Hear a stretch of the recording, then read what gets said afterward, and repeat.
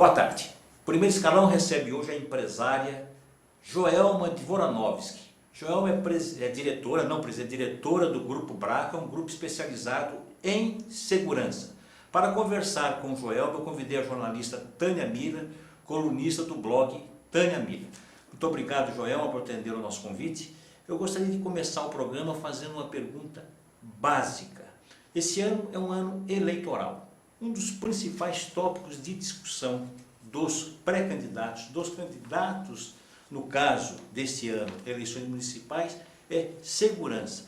Vira e mexe, passam-se os anos, décadas, e o tema segurança está sempre na berlinda e não se resolve o problema.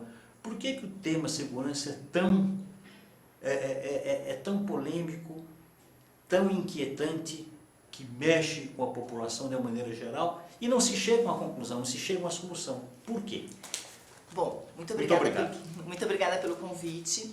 Falar de segurança é complexo, por quê? Porque segurança pública, como tu mesmo falou, engloba muitas coisas e isso é uma questão que angaria votos e mais votos quando a gente fala que vai resolver o problema de segurança pública numa cidade, num bairro, num país. Sim. E o que a gente precisa? Que todo o poder público, juntamente com a sociedade, né, se unam e tentem resolver.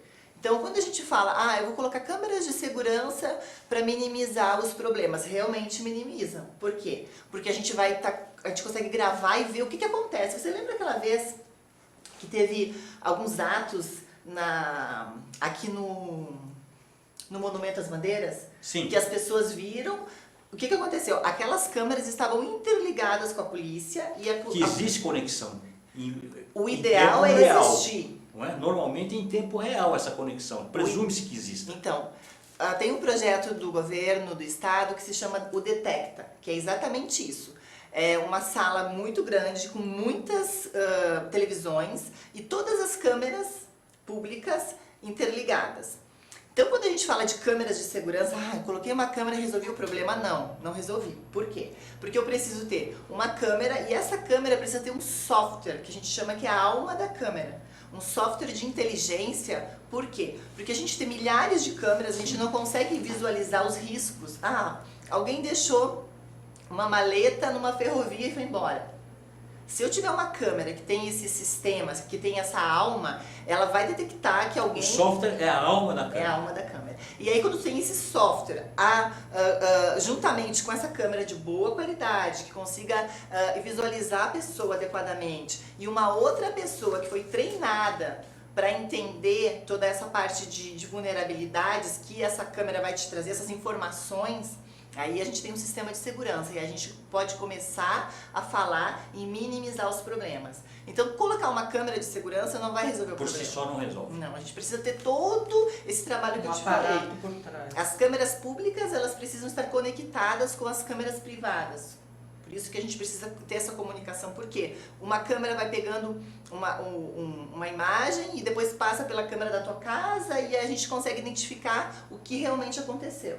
Hoje em dia, mais de 60% de todas as ocorrências a gente consegue visualizar nas câmeras, com péssimas imagens.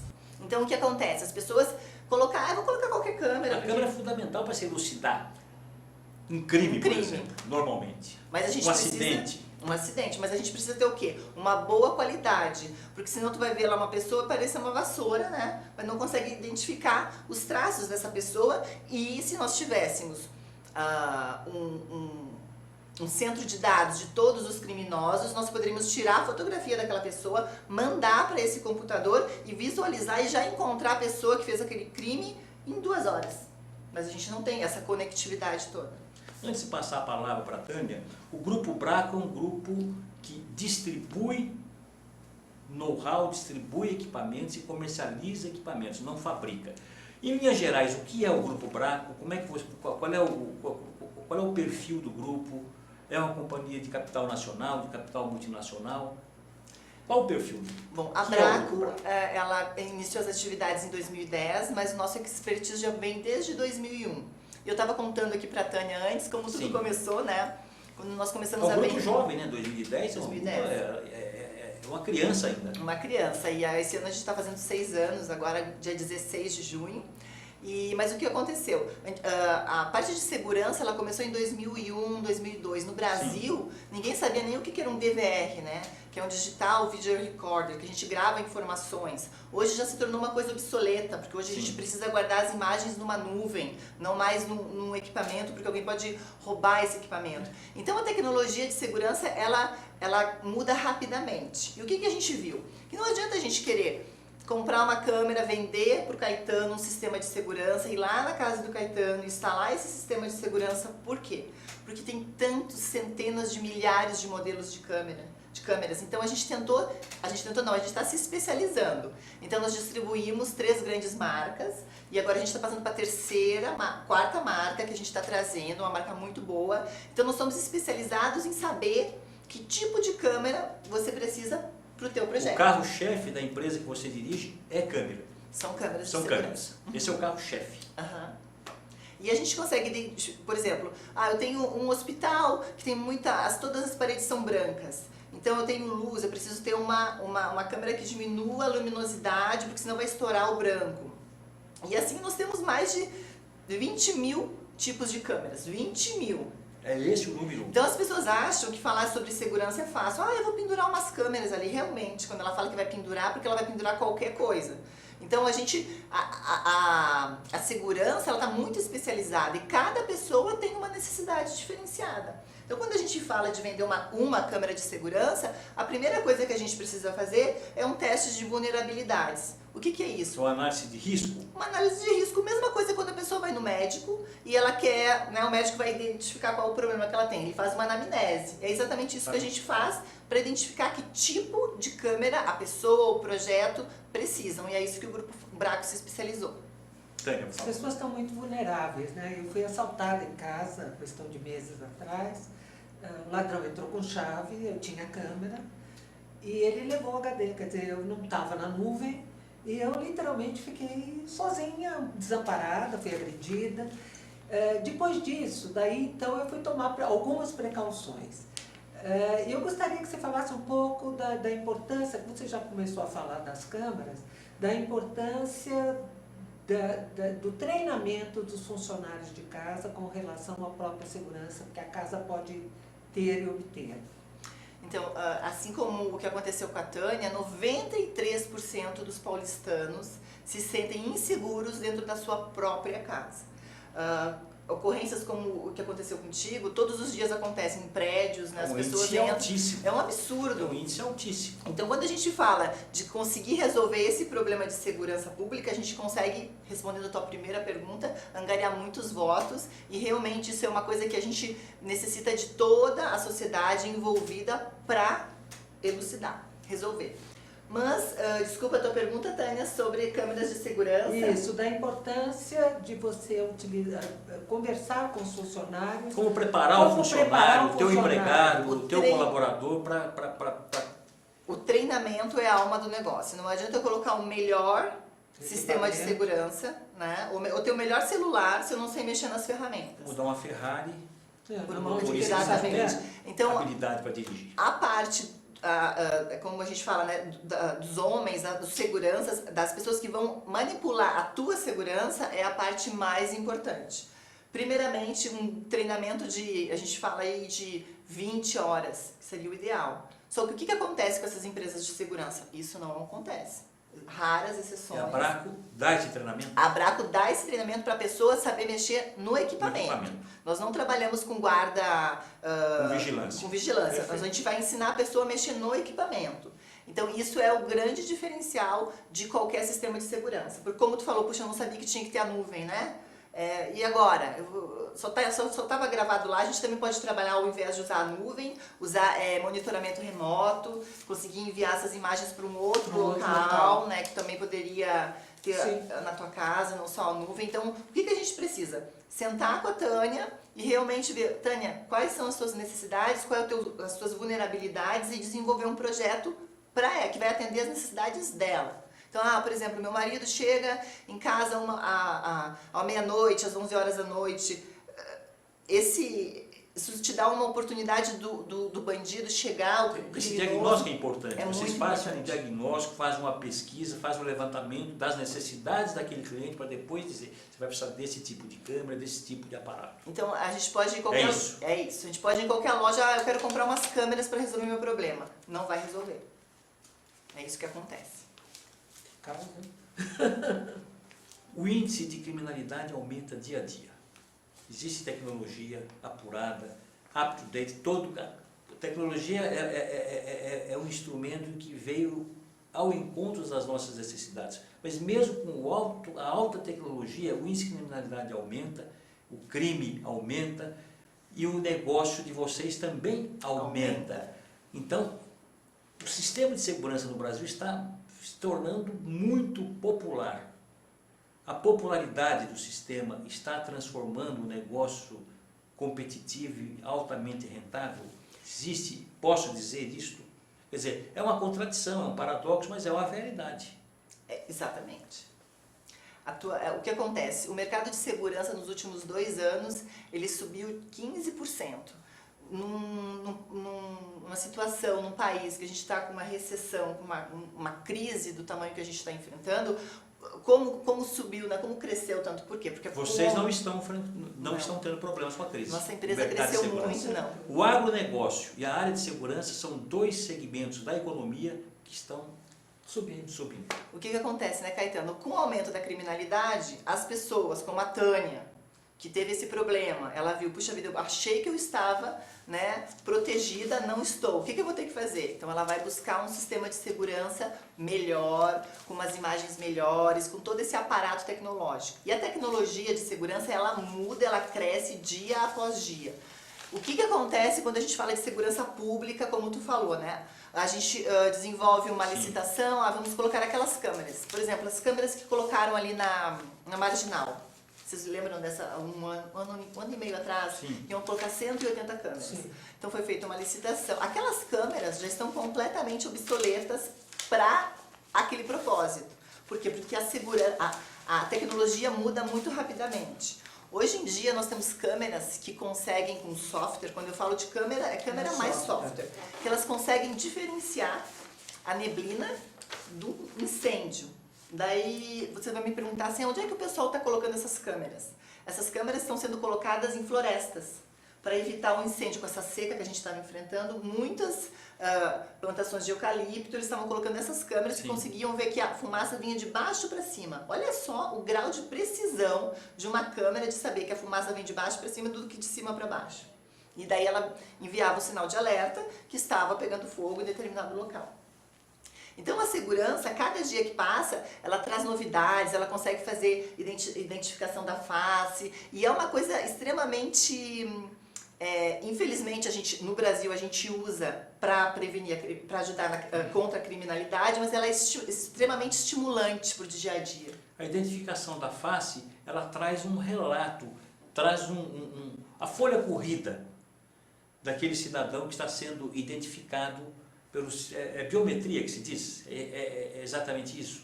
Isso, a biometria, ela é um sistema que consegue te identificar através da face, através da parte digital das mãos, ela consegue também ler a íris, tem 5 tipos de biometria, que são a nossa identidade visual.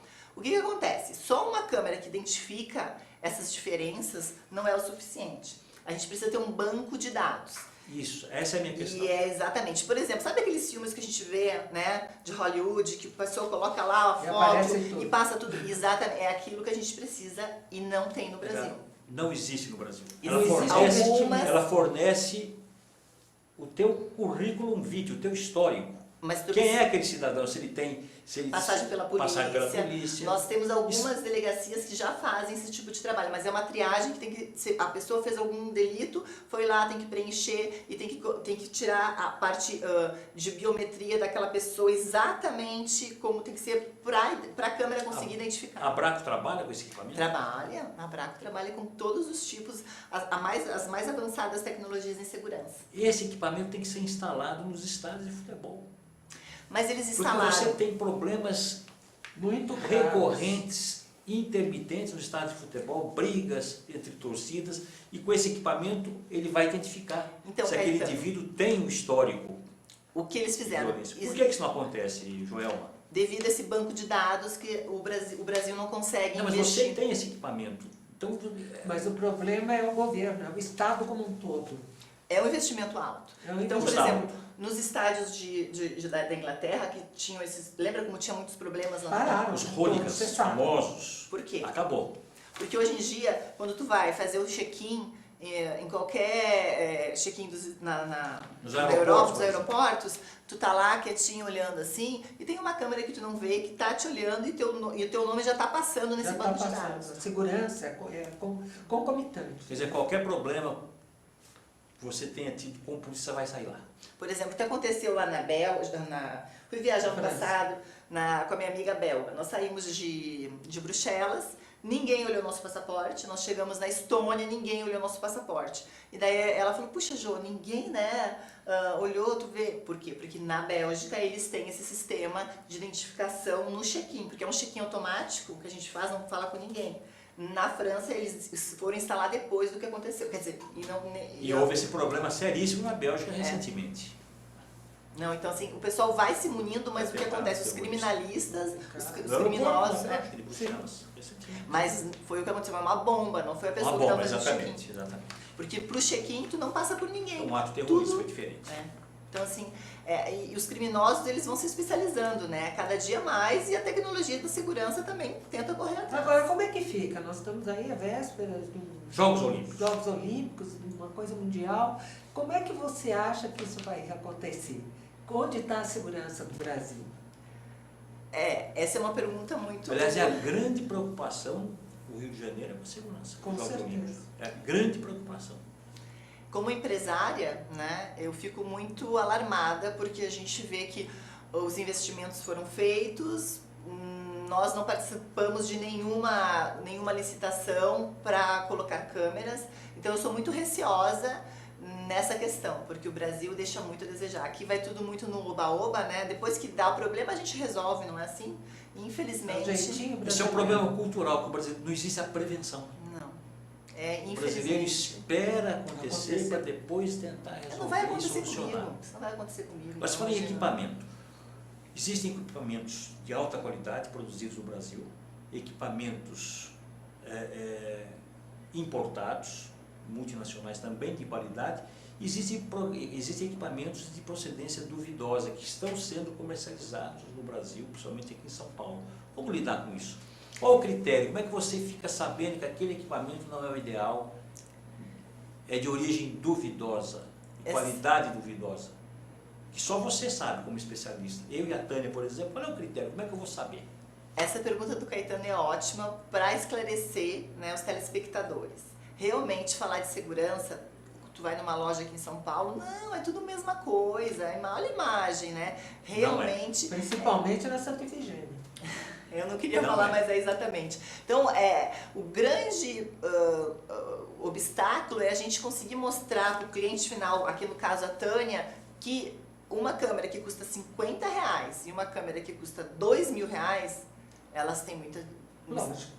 Demais, a Tem parte diferença. de vida útil, de qualidade. Então, a gente vai instalar uma câmera a 200 metros de altura, né, 100 metros de altura.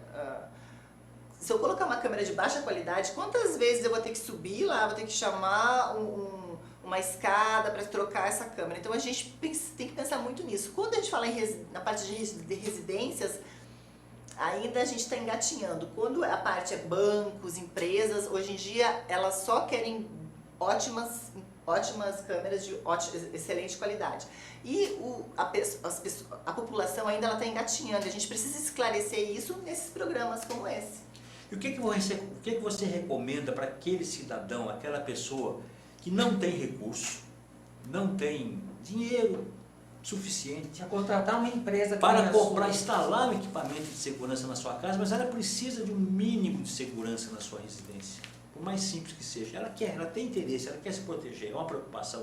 O que você recomenda para essa pessoa, para esse indivíduo que não tem tanto recurso, mas quer instalar um equipamento de segurança para se proteger? Há um ano eu fui para o Rio de Janeiro numa feira de segurança. E eu peguei um taxista no aeroporto e eu tava falando, então eu tô indo lá pra feira e tal. Ele, mas a senhora sabe que nos fins de semana eu sou instalador de câmeras, eu instalo e tal. Esse é o problema, a instalação. A instalação. A instalação é seríssima. Não é como instalar uma emissora, um aparelho de televisão. Exige mais conhecimento técnico. Então a gente não pode passar os cabos junto com fios de eletricidade porque dá uma interferência. A gente tem pequenos detalhes que a gente tem que cuidar. Então quando a pessoa não tem condições, ela tem que fazer o quê? Entra na internet. Hoje em dia a gente tem o advento da internet que a gente consegue resolver qualquer problema, estudar, entender o que é uma câmera, o que não é uma câmera e investe em comprar um bom equipamento. A gente fala de equipamentos de R$50 e equipamento de R$200 que já tem uma diferença. Então 4 câmeras, R$800 mais um DVR, ou melhor, se a pessoa comprar câmeras IPs. O que é uma câmera IP? Tu liga a câmera... O investimento é R$800? Não, é um pouquinho mais, né? Tudo depende do que a câmera? pessoa... Uma câmera IP? Simples. 2.000, né? 2.000 e pouco. Então tem de R$50 a gente Não, passa... mas qualidade. Qualidade. Eu tô pensando na R$2.000 qualidade, né? é É uma câmera boa. excelente câmera, uma PTZ. O que é uma PTZ? Aquela que vira assim, Que vira, de que R$2.000, de marca ótima, uma câmera que não é brasileira, que não é uma Xing Ling que a gente brinca, né? Ela é uma câmera de ótima procedência, R$2.000, mas por R$500 também tu consegue comprar uma câmera muito boa fixa. Tudo depende da necessidade que tu quer. Sim. Mas com R$2.000 a pessoa consegue colocar 2 ou 3 câmeras boas na sua residência. Que vai dar tranquilidade. Mas daí, câmeras, a gente está falando agora, Sim. tem que comprar os cabos, instalar, Equipamento, e né? daí a gente realmente é complicado, mas eu acho é um investimento que a pessoa deve colocar como prioridade para prevenir outros problemas, né? Porque se a gente não colocar, quando a gente coloca uma câmera, o criminoso ele já fica receoso. Esse é já outro pensa- problema, porque a tecnologia veio para nos beneficiar. Mas o criminoso também tem acesso à tecnologia. O acesso é para todos. O sistema é para todos. Como lidar com isso? Boa Como pergunta. neutralizar? Como neutralizar? A situação, o que acontece? Hoje em dia, o que alguns criminosos faziam? Eles colocaram uma câmera e acompanhavam as pessoas que estavam vindo, né, no meio da rua pelo celular e aquela ali eu vou assaltar porque eu já vi que ela... Então realmente é difícil. Quando a gente fala em segurança, a gente tem para os dois lados. Então é um estudo do que realmente... É difícil a gente se prevenir de tudo o tempo todo, né? Mas, por exemplo, os taxistas, foi desenvolvido uma câmera, que é um DVR veicular, que a gente coloca e consegue ver tudo o que acontece dentro do carro e fora do carro. Isso foi um advento muito bacana que veio da Coreia. E um taxista, de madrugada, 3 horas da manhã, passou um sinal e bateu num carro de uma mulher grávida. A mulher morreu, o taxista ficou em coma e estava já com a prisão decretada em Seul. E quando ele lembrou que ele tinha colocado essa câmera, e nessa câmera gravou que quem passou o sinal vermelho foi a mulher. Então, realmente, a segurança serve para coisas boas e para coisas ruins. A gente, felizmente, a humanidade é difícil de se entender, né? Tânia. Não, você estava falando, eu queria saber um pouco antes de começar o programa, como é que você tinha entrado nessa área de segurança. Mas eu sei que você tem outras coisas junto com a segurança. Você Que é uma área masculina, né? Eminentemente É. masculina. E eu queria que você falasse um pouco do teu lado de criança, de animais que você trabalha. É a Toca do Leão, né? A Toca da Onça. Da onça. Toca da Onça. Então, deixa eu contar um pouquinho. Quais são os projetos sociais do Grupo Braco? O Grupo Braco, ele tem uma...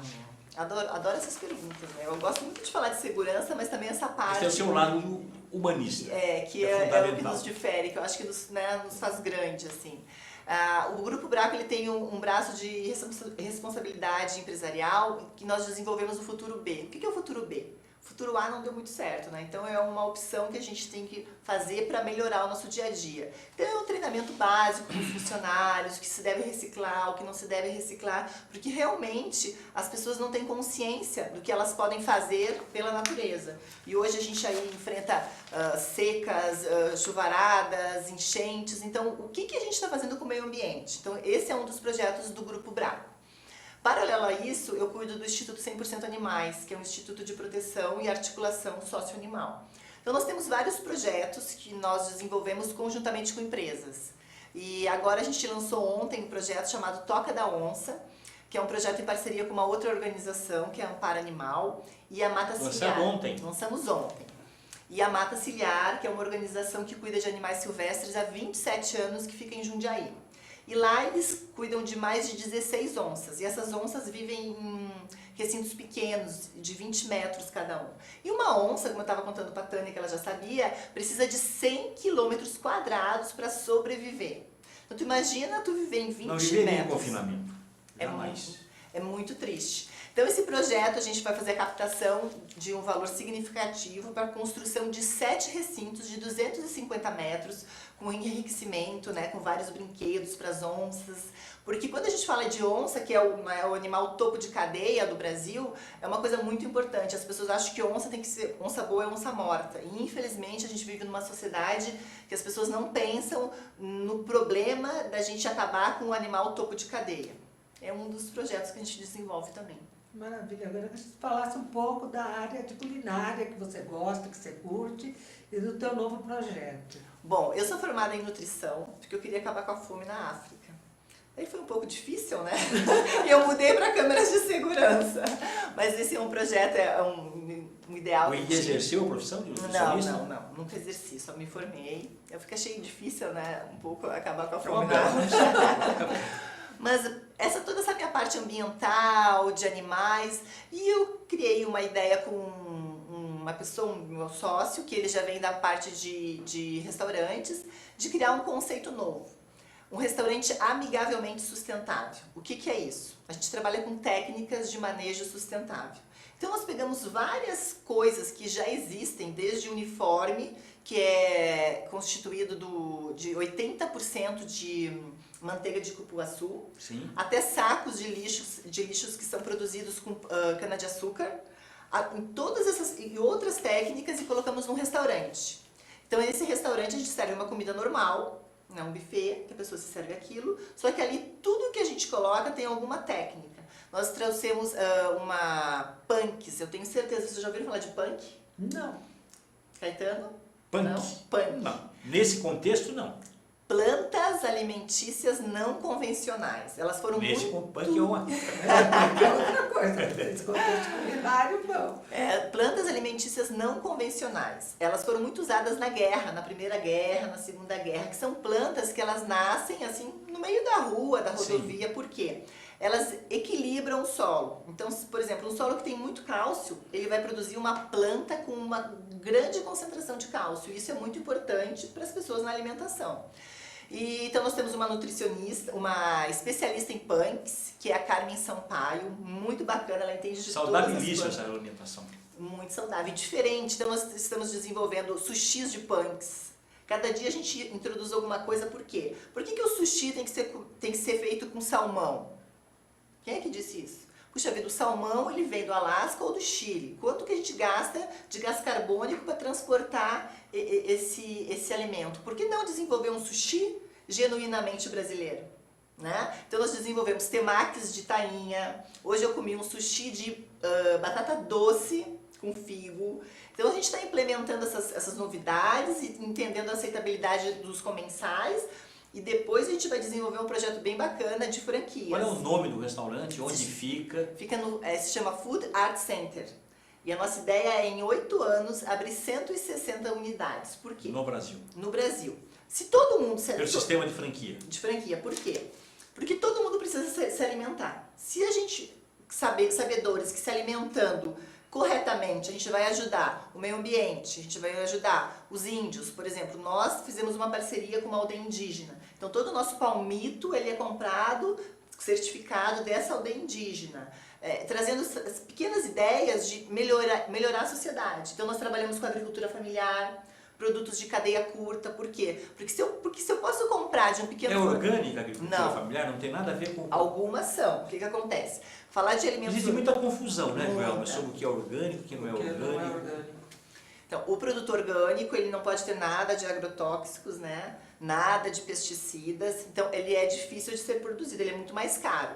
Hoje no nosso buffet é um buffet simples para as pessoas se alimentarem na hora do almoço. E preço, por um preço benefício. Bem baixo, porque quando a gente fala de mudança, a gente tem que pensar na base da pirâmide. Não adianta eu querer vender para pessoas que não têm o poder aquisitivo para pagar, né, R$100 uma alimentação. Então a nossa alimentação custa R$20, a pessoa vai se alimentar muito bem e ela vai começar a entender um pouco o que é esse negócio de cadeia curta de alimentos. Eu vendo lá só ovos de galinha feliz. O que são ovos de galinha feliz? As pessoas começam a se perguntar. E daí a gente vai explicar toda a questão. Não é a galinha confinada. Né? Que não é a galinha confinada. Tânia, exatamente. Então assim, puxa vida, o que é uma galinha feliz? É a outrora galinha caipira. Exatamente, é um nome que a gente deu para a pessoa ficar se questionando. O que é uma galinha infeliz? Porque as pessoas não têm noção como esse alimento chega nas suas próprias mesas, né? A gente tem a ideia que o boizinho fica lá pastando feliz e alegre, a galinha ciscando, e não é isso que acontece. Então se a gente conhecedores, sabedores de toda essa situação, a gente pode mudar o mundo através da nossa alimentação.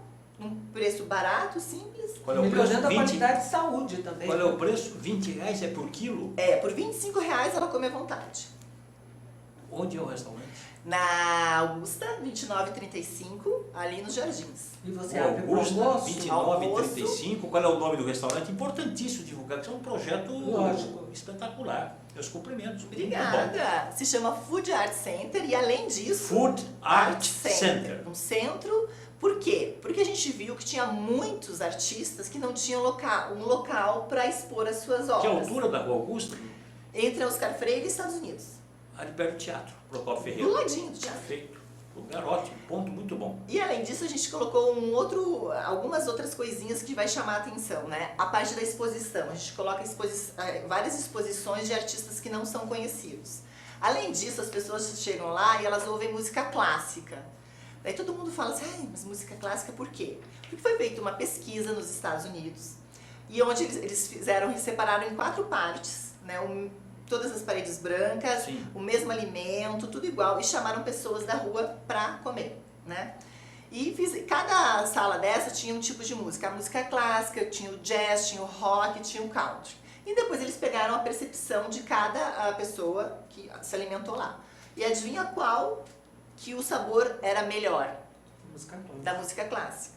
Então a música clássica faz bem para a alma. Então algumas pessoas chegam lá no Food Art Center e elas falam, ai, essa música tá meio assim. Mas depois elas vão se acalmando e vão entendendo. Então tudo que a gente colocou lá foi buscando pesquisas científicas e trazendo o conhecimento que a gente pode hoje encontrar na internet e ninguém procura. Aí você resgatou o teu lado de nutricionista. É esse meu lado de querer mudar o mundo, né? De nutricionista. Mas agora eu não quero mudar, só quero melhorar ele. Coisa boa. Voltando aos animais, que tipo de trabalho você faz com os animais? Nesse instituto que você criou? Os 100% animais? 100% animais. Porque qual é o projeto? Qual é o objetivo desse projeto? Como é que você trabalha esse projeto? Alguns anos atrás, um cachorro comeu meu nariz e meu rosto, né? Eu tive que fazer uma plástica. E esse foi o momento que eu parei e mudei o olhar. Quem foi o cirurgião? Não tem resquício nenhum. Ótimo, né? Comeu resquício zero. Quem foi? E essa mordida serviu para mudar a minha percepção da vida, olhar um outro lado. O que eu fui fazer? Fui viajar o mundo procurando coisas legais que foram feitas com os animais. Então fui para Ruanda, fui para Madagascar. E depois de vários meses, eu voltei para o Brasil e vi assim, puxa vida, aqui no Brasil, o que falta? Falta profissionalização dessas instituições. Por quê? Nós temos instituições que têm pessoas com um coração imenso, que não cabe no peito, mas são péssimas administradoras. Então, o que o Instituto 100% faz? Ele identifica uma organização que precisa de ajuda, ele traz essa organização, a gente faz toda uma análise, a gente desenvolve identidade visual, logo, comunicação. Nós temos uma parceria com advogados que também podem ajudar essa instituição. A gente cuida como um Sebrae animal. Né? O Sebrae investe nas empresas para quê? Para ter uma economia forte. Uma economia forte, tu vai ter um país forte. E nós investimos nessas organizações para ter uma causa animal forte, porque se tu tiver várias pessoas cuidando dos animais, a gente consegue mudar essa questão aqui no Brasil, ainda infelizmente engatinha, né, cada dia aí com essa parte de maus tratos com os animais. E abandono, né? E daí o que aconteceu? Grandes empresas começaram a nos contactar procurando o que elas poderiam fazer para ajudar pequenas organizações. Então hoje nós já recebemos um terreno de 144 mil metros. Aonde fica? Em Araçaibinha da Serra, perto de Sorocaba. Eu nunca sei Sim. falar o nome dessa cidade. É um terreno que vai se fazer o recolhimento de cavalos, que infelizmente nós não temos nenhum tipo de política pública para resgate de cavalos que foram atropelados. Então a gente traz esses cavalos para essa instituição. É uma grande maioria nessa parte de... Então você trabalha com animais de pequeno porte e de grande porte. Cães, O 100% ele está mais especializado em animais de grande porte, né? Equinos e animais silvestres, que realmente também é uma parte que está muito esquecida pela sociedade. As pessoas elas pensam muito num gatinho, num cachorro, que é importante, mas também essas outras você questões. tem uma atuação também, quando eu fiz a pesquisa sobre o teu trabalho... Sim, nós organizamos várias organizações dessas. Você foi presidente ou é presidente do Instituto de Vira-Latas? Então, Caetano, e daí, o Caetano estava falando que você é presidente do Instituto de Vira-Latas? Isso, foi algum Clube tempo. dos Vira-Latas. Em 2007. 2007 eu saí, eu trabalhei lá desde 2003 a 2007. E depois a gente cuida da Chácara da Dolores e assim a gente vai cuidando das organizações sempre que necessitam. A gente vai passando para outras organizações que cuidam. Eu acho que isso que é importante, né? A gente fazer girar a corrente do bem. Porque se grandes empresas se preocuparem com pequenas organizações, a gente pode levar essa parte de responsabilidade social, que é o que hoje todo mundo busca, né? Hoje grandes empresas têm sempre o seu braço social muito forte, como a Vivo tem a Fundação Telefônica, o Banco do Brasil tem o Centro Cultural Banco do Brasil, e é isso que a gente quer. Você é tão jovem, um empreendedor impressionante. Eu estou com outros projetos ainda aí pela Você frente. já pensou em fazer uma biografia do teu trabalho, da tua história? Então, Se é que ainda não tem? Eu escrevi um livro bacana, só que o meu editor falou assim, Jô, vamos fazer um livro com dicas de empreendedorismo, né? Então não é uma biografia. Não é uma biografia. Ele conta um pouco da minha história, mas ele tem dicas de empreendedorismo. Por quê? Porque se a gente administrar, por exemplo, como esse restaurante Sim. que eu estou cuidando, eu não tenho noção nenhuma de gestão culinária, né, dessa parte. Mas o que eu tenho? Administração. E se todo mundo administrasse tudo bem corretamente, a gente teria, né, uma sociedade mais forte, um país mais... estaria lutando aí pelo próprio cidadão. Parabéns. Parabéns mesmo. Obrigada, gente. Obrigada pelo convite. Temos ainda 5 minutos para terminar o programa. Você acha que com esse crescimento do mercado de segurança eletrônica, tanto na iniciativa privada como no universo público, os equipamentos vão substituir o homem, o ser humano? Boa pergunta. Como nos bancos o autoatendimento substituiu um mundo de funcionários. Como é que você vê esse lado positivo, que é o crescimento, não é? Do segmento, em detrimento, entre aspas, do profissional de segurança? Nos bancos foi substituído por equipamentos, mas esses equipamentos necessitam de outras pessoas por trás que a gente não vê. Sim. Então é a roda, né, do desenvolvimento. Então no momento que tu tem câmeras que vão cuidar de locais que hoje em dia quem cuida são pessoas, a gente vai ter essas pessoas que vão poder desenvolver outros projetos. Eu acho que isso que é a tecnologia, a gente está sempre busca, né? Para aquilo fica ocioso, mas a gente consegue alocar em outro local, porque a pessoa começa a pensar, o que eu vou fazer agora? Então eu acho que o homem sempre vai ser necessário para a gente desenvolver tecnologia, porque não tem como falar de tecnologia sem o homem. Então essas empresas de segurança, elas investem milhões e milhões de dólares em pesquisa e desenvolvimento. Quem faz essas pesquisas, né? São essas pessoas que saem da frente das câmeras e vão para trás das câmeras para buscar essas melhorias e todos esses softwares de gerenciamento. Você acredita, tem um estudo nos Estados Unidos e na Europa também, que as máquinas vão ser autossuficientes, que elas não vão precisar mais do ser humano. Você acredita nisso? Não acredito, Tânia, de jeito nenhum, porque a máquina precisa da gente para desenvolver. É como eu salto de cavalo, né? A gente brinca assim, puxa vida, a gente pode ter um GPS para colocar na cabeça do cavalo e o cavalo soltar tudo sozinho, fazer tudo sozinho. É impossível. Eu acredito que isso nunca vai acontecer. A gente sempre vai precisar de pessoas e cada dia pessoas mais inteligentes, mais capacitadas. não porque a tecnologia, ela também desprepara as pessoas, né? Por exemplo, antigamente todo mundo sabia fazer cálculos na cabeça. Sim. Hoje em Hoje dia, é tudo... 3 vezes 4? Ai, peraí. Ninguém sabe. Ninguém sabe. Então, realmente, ela desqualifica as pessoas. Então, mas se a gente quer sempre buscar alguma coisa, a gente tem que estar correndo na frente da máquina e não atrás. Última pergunta. O que você recomenda para os políticos brasileiros que estão tratando a segurança nas suas campanhas para as próximas eleições de outubro? O que você recomenda para minimizar a criminalidade, diminuir esse índice altíssimo, enfim, para que a segurança seja algo sério, competente, eficiente, não só em São Paulo, como também no Brasil? Qual a sua recomendação como especialista para os políticos? Bom, Caetano, eu acho que a primeira coisa, os políticos deveriam, né, e poderiam pensar mais nas pessoas. Porque quando acontece com a gente, é diferente, né, Tânia? E muitas coisas não acontecem com os políticos porque eles são uma classe privilegiada. Então, a primeira coisa é, se a gente pensar no próximo, a gente consegue pensar em políticas públicas adequadas. Se a gente pensar na onça que está lá na floresta, que está todo mundo devastando a floresta, a gente consegue pensar em alguma coisa para resolver esse problema. Então, pensar no próximo é o primeiro passo para qualquer melhoria na nossa sociedade. É uma cadeia como um todo, né? Joelma, muito obrigado. O primeiro escalão está, infelizmente, o nosso tempo está terminando. Muito obrigado por ter aceito o nosso convite.